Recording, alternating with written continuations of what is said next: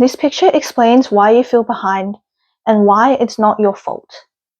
Some people are born with rockets, some people are born with bikes, and some of us start our journey trying to get out of a hole we did not dig. What I'm getting at is that we all have different starting points.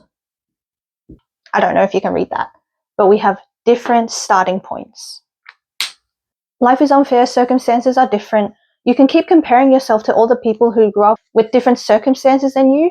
At the end of the day, no amount of wishing or praying can change the past, can change the circumstances you were born with, can change everything that has happened that has led you into the person you are today. Comparison cannot fix your starting point. Whether you were born with a rocket or whether you were born trying to just get out of a hole you didn't dig, comparing cannot change it. All it does is that it makes you hate your own lane. And this is for the kids that did IB. You are your own competition. The only competition is you. This is what happens when you start comparing yourself to other people. The moment you do that, you split yourself into two people. The person you think you should be and the person that you are now. And usually what happens is that it does not make you feel good. It makes you feel even worse about yourself. When you compare to other people, it is not self-improvement that you're doing. What you're doing is you're actually doing self-rejection. You're rejecting yourself because you think that you should be over here when this is where you are now, and just looking there and comparing yourself to there is just making all your negative emotions even worse and just exemplifying them.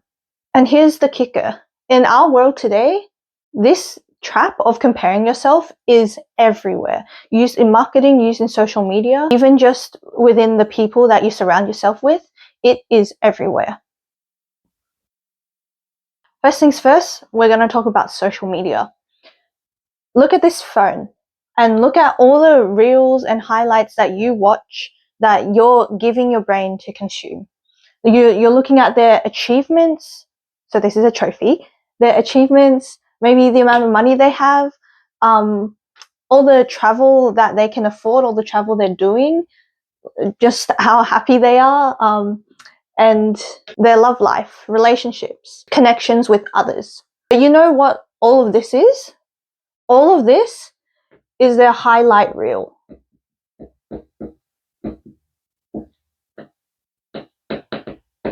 I did not go to art school.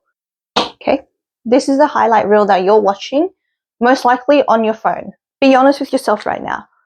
Take out your phone and look at how high your screen time is. Look at how high your screen time is and on what apps, because you need to decide what kind of things you want to be feeding your brain and what kind of things you might be unconsciously comparing yourself to that could be making you feel worse about yourself. Because by seeing all of this success, you're reaffirming to yourself the lack of it. You're comparing your real life to someone else's top 1%, for example. No one is posting about their losses, their tragedies, when they feel sad. No one posts about that. They only post the good stuff. So it's not fair to be comparing your average to their top 1%.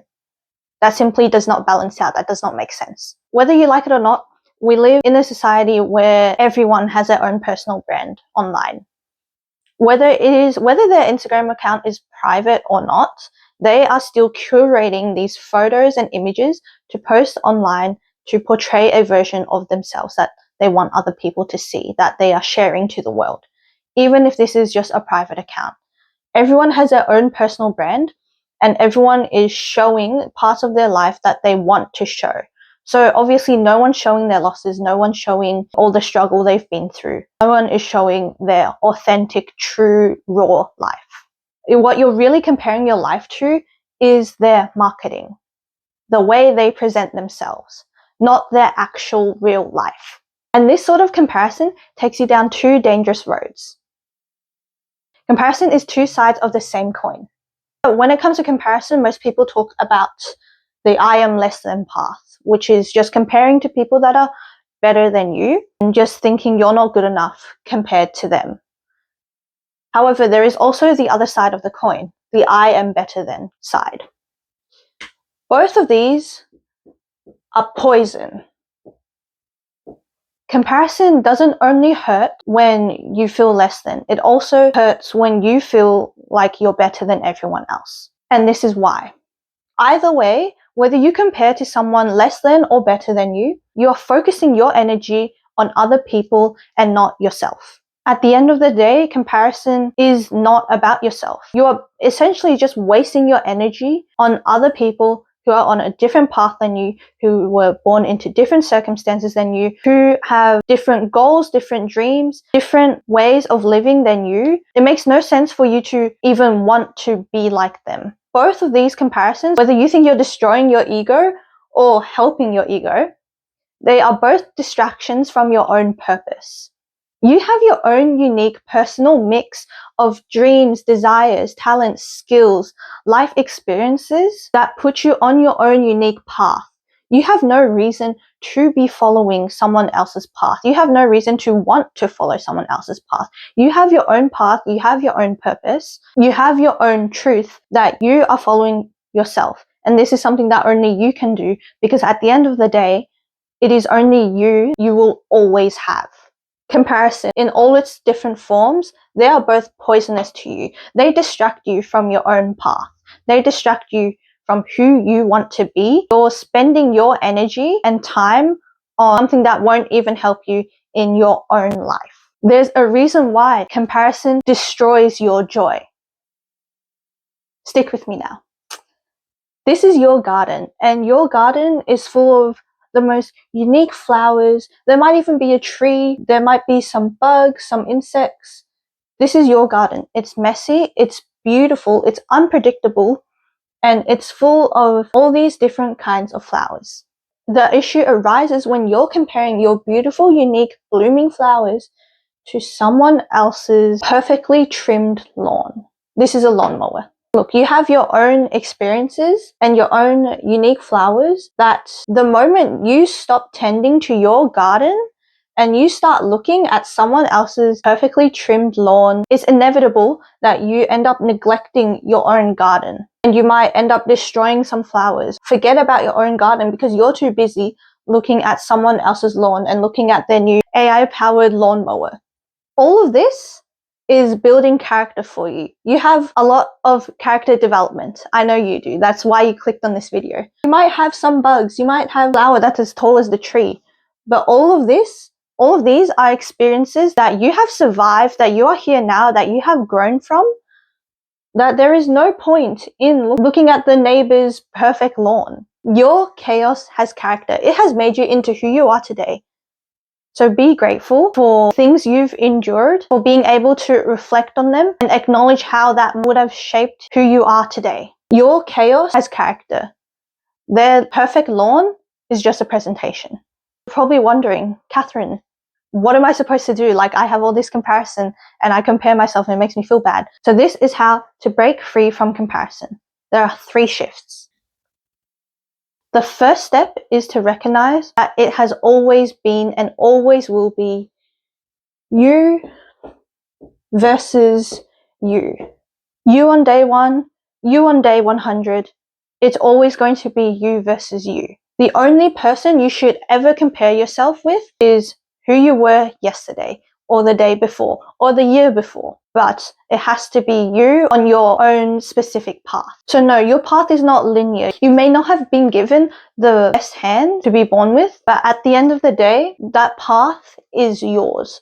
Only you have been through what you've been through. Only you have endured what you've endured that has made you into who you are today. The only thing you should ever compare yourself with is yourself. I hope I get this through your mind. There is no point comparing to other people. There is no point comparing to someone else's path, someone else's dreams, someone else's desires, someone else's entire lifestyle. At the end of the day, it is only you. So compare yourself to you. Number 2, gratitude. First thing to get in your head is that your brain is a pattern recognizing machine. If you have spent your whole life comparing to other people, you have spent your whole life training your brain to feel lack and to look at other people to confirm what you don't have. And if you want to change this, you feel sad, if you're feeling depressed, if you just have all these negative emotions, it is time to shift to gratitude. For me personally, I have been gratitude journaling for 5 years now. My very first entry that I can see that is dated is back in 2020. This was when I first started working on my gratitude and on my faith. I would literally write like, "Dear God, dear universe, today I'm grateful for blah, blah, blah, blah, blah." And what does this do? This brings your focus into the things that you have, into that feeling of abundance, and that this will inevitably train your mind to look for those things instead of lack and comparison. So for example, I would be like, "Dear whatever you believe in, today I am grateful for." In the beginning, it will be a bit difficult for you to find things you're grateful for, but it can be as simple as having access to running water, or things like having a bed. As you do this more and more every day, you're going to find that it becomes easier for you to write down things you're grateful for. And I would start off with, let's say, 3 things that you try to find, but eventually it'll even become hard to stop once you're used to doing that. Just touching on journaling, one thing that I also like to do is just write the date, because it's really nice to look back on how much you've grown and how much your mind's changed. So write the date, including the year. This is something that I messed up once, but I could figure out on my calendar which year it was that I wrote this stuff in. So write the date and year as well. Sometimes I would be like, "Dear God, it is 11:50 a.m. on Sunday, the 27th of October. Today I'm grateful for blah, blah, blah, blah, blah." That's what I do.